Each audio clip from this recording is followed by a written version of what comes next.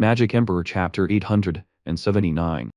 Zhuo Fan looked at Du Santum with a steady gaze and spoke slowly. Son, being truly strong on your own is the only real safety net. I don't want to lean on outside factors, because that'll mess with my long-term growth.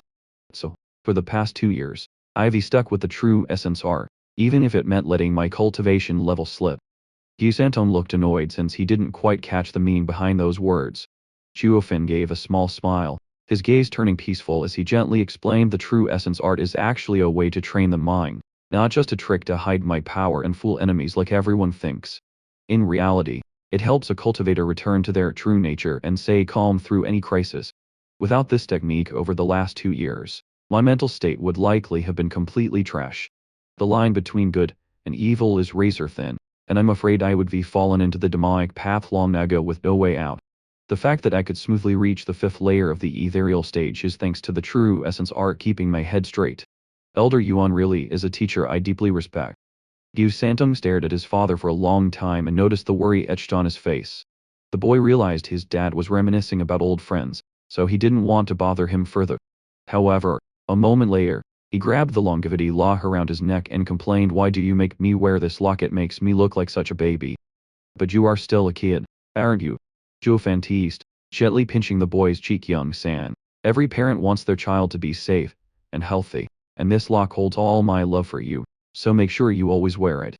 Du Santum looked completely helpless at his father's explanation.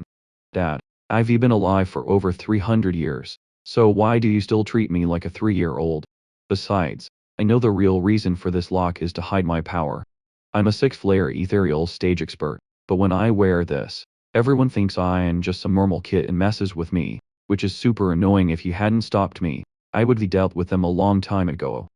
Just be a little patient, because a kid reaching the ethereal stage is incredibly rare." Zhuo Fan reassured him, "If you show your hand too early in the central area, we'll draw way too much attention, and it'll be a pain to get anything done. I get that you're looking out for me by using this to hide my aura, but could you at least make it a bit more compact? Wearing this huge gold lock on my chest is honestly pretty embarrassing. I think it suits you perfectly, and you look adorable." Zhuo Fan cut Du Santum off, and laughed. "That innocent look combined with this lock makes you look completely harmless. Nobody would ever suspect a kid like you possesses such terrifying power.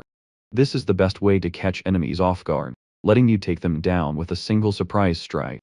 Du Santum thought over what his father said and started to agree.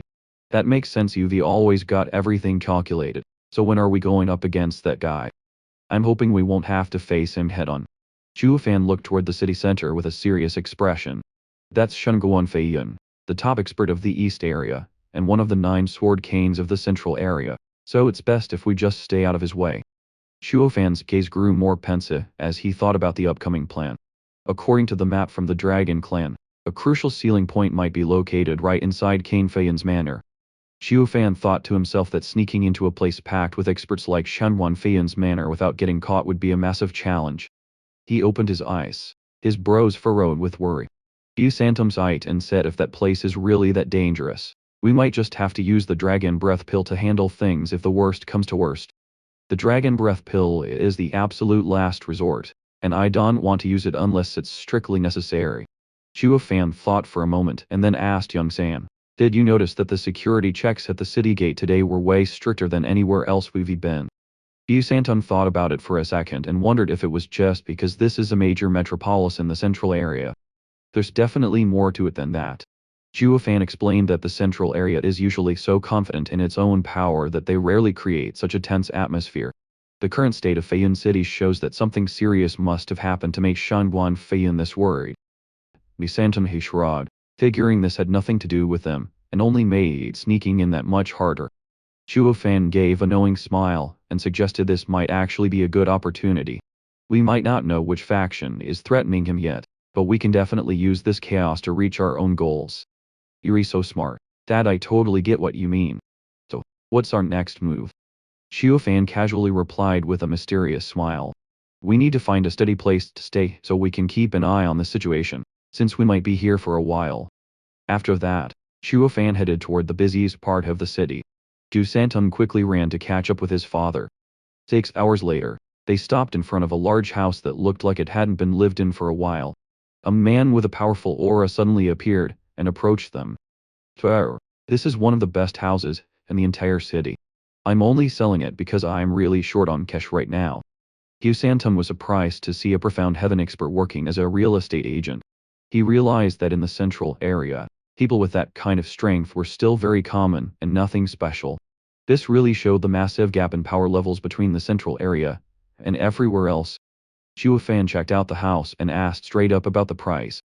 The price is 800,000 spirit stones. What do you think? 800,000.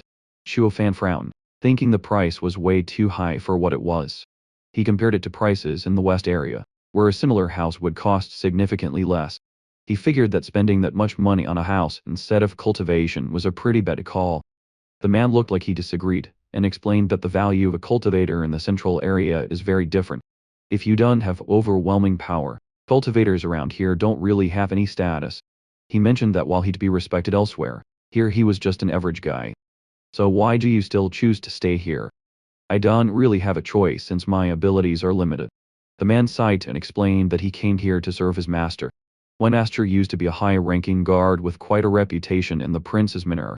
And then what happened? If your master had that kind of status, why are you having to sell this house? It's a sad story born from bad luck. Our lives used to be very stable. However, a month ago, some thieves broke into the manor to steal treasures. Sword King Shangguan Feiyun was furious and ordered the execution of many guards, including my master. In reality, it wasn't even their fault because those thieves were just too strong. The group of thieves even included Genesis stage experts that normal guards couldn't possibly stop. In the end, we just had to accept this heartbreaking conclusion. So you were looking to sell this house right after your master passed away.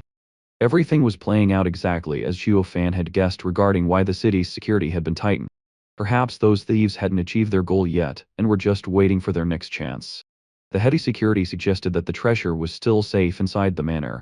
If the treasure were already gone, Shangguan Feiyun wouldn't be focusing solely on guarding the city gates. As long as the treasure is still in the manor, those thieves will definitely be back, and that will be the perfect time for us to make our move.